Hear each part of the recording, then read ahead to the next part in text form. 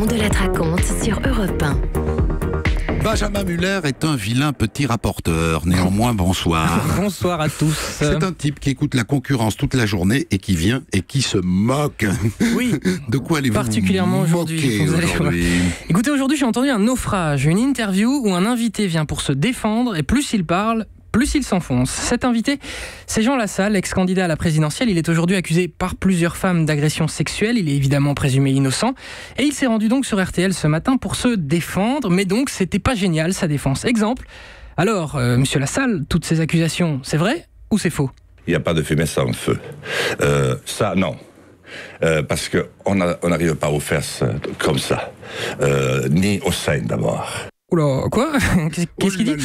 Bon, autre exemple. Bon, monsieur Lassalle, reconnaissez-vous avoir eu des gestes déplacés, genre une main aux fesses ? J'ai certainement dû être maladroit, parce que je ne veux pas dire pour autant que je ne suis pas maladroit. Ok, donc Jean Lassalle a un peu de mal, mais il va reprendre la main, si je puis dire, quand il va commencer à nous expliquer que ces accusations, elles ont un but politique, en fait, le faire taire. Car oui, Jean Lassalle détient une vérité que certains essayent de cacher. Comprends que ça arrange monsieur Macron qu'aujourd'hui je me trouve dans cette situation. Mais Macron, mais quel est le rapport ? Parce que j'ai bousculé l'établissement financier, spéculatif l'an dernier.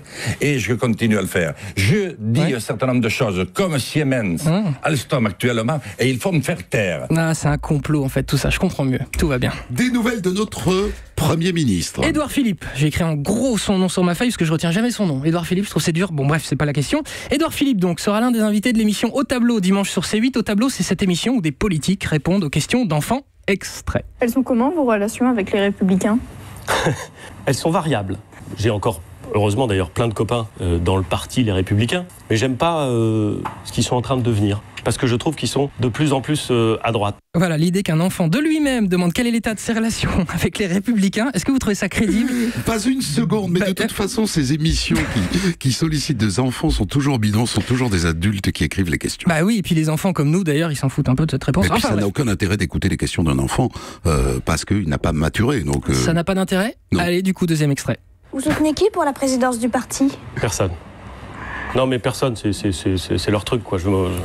Je vais pas voter, ils veulent me virer. Donc. Ça se trouve, il y a des gamins en France qui se passionnent vraiment pour savoir qui soutient. Vous soutenez qui pour la présidence du parti ? Vous en connaissez des enfants qui posent des questions comme ça ? Non. Lui est un ministre d'Édouard Philippe, Nicolas Hulot, qui est aujourd'hui en guerre contre le glyphosate. Il était hier soir dans C'est à vous, sur France 5, pour en parler, mais avec précaution. Ne minimisons pas le poids des lobbies dans notre pays. Il y a un moment, il faut qu'on arrête d'être naïf. Derrière ces firmes, et je vais parler avec prudence parce que, croyez-moi, on se sent tous menacés par ces firmes-là. Ils ont des moyens de pression que l'on subit les uns et les autres. Il faut quand même le savoir. Voilà, donc un Nicolas Hulot prudent. Tiens, un son qui n'a rien à voir avec la choucroute, mais qui m'a bien fait marrer dans le genre Ce mec est barge. L'acteur Laurent Lafitte était ce matin dans Bonjour la France de Daphné Burki, sur Europe 1. Donc, question, enfant, vous rêviez de faire quel métier ? Médecin légiste, ça m'a... c'est sympa, ouais. Je m'étais installé un petit labo, j'avais dessiné une tête de mort avec des fences d'entrée sur la porte, et j'ai acheté des cailles chez le boucher, je lui ai demandé de ne pas les vider, et je les disséquais.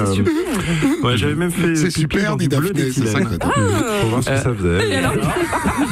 Moi, ça devient vert.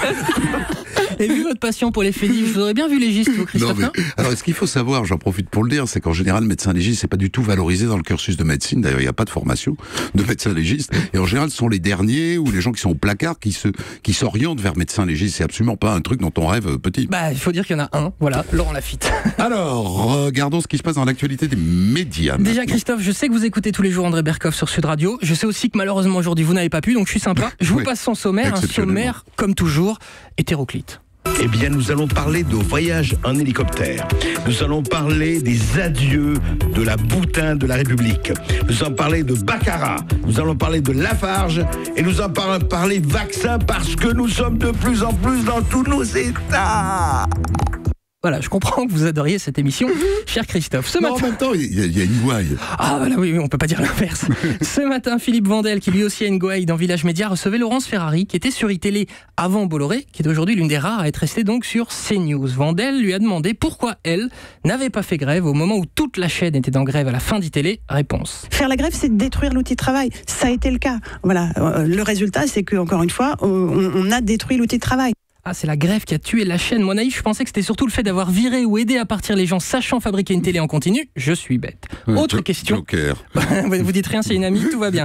Autre question de Vandel. Qu'est-ce qui vous distingue, sur la première partie, 19h-20h, qu'est-ce qui vous distingue des autres chaînes? Les autres chaînes, alors déjà, il y a en face de moi Routel Krief, qui est une consoeur que j'adore. Et il y a David Pujadas, on se connaît tous. Ok, la question, c'était pas il y a qui en face de vous, c'était qu'est-ce qui vous distingue de... Donc, elle répond pas, c'est pas grave, moi je vous le dis, ce qui distingue CNews de LCI et surtout de BFM à cette heure-là, eux au moins, sont regardés par des gens. Là où CNews, la pauvre Ferrari, on l'aime bien, enfin surtout vous, mais personne ne la regarde. Je l'aime bien, en effet. Mais après tout, vous allez voir, ça va la rassurer, l'audience en télé, est-ce vraiment important?